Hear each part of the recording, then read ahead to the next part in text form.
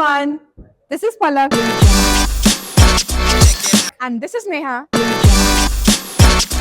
Welcome to episode 1 of Robo Soccer series. Today we are going to explain about all the components on how to build a RoboSoccer. So make sure you watch till the end.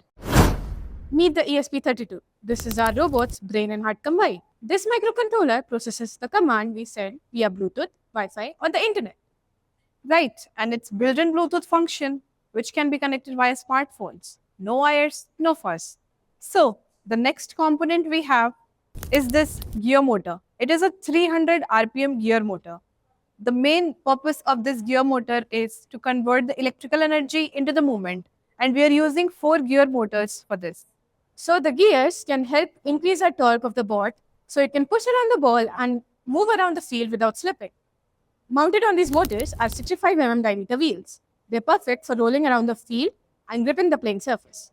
Our motor needs a lot of current, and ESP32 is not enough to supply all the current. And here comes the role of the motor driver, which is the BTS 7960.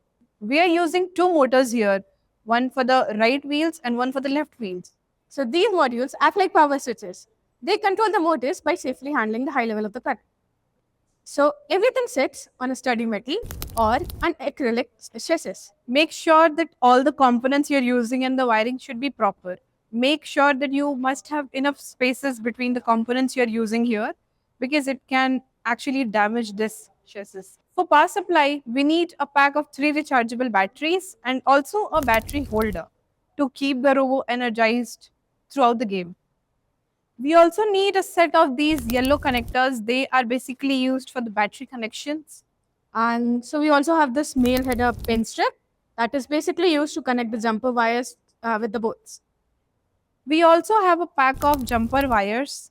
Here, as you can see, this is the male to female jumper wire, and these are used for the connections we are going to make. To make sure that our robot's voltage levels stay stable and safe, use a buck converter to step down the voltage level to appropriate levels for ESP32 and the motors.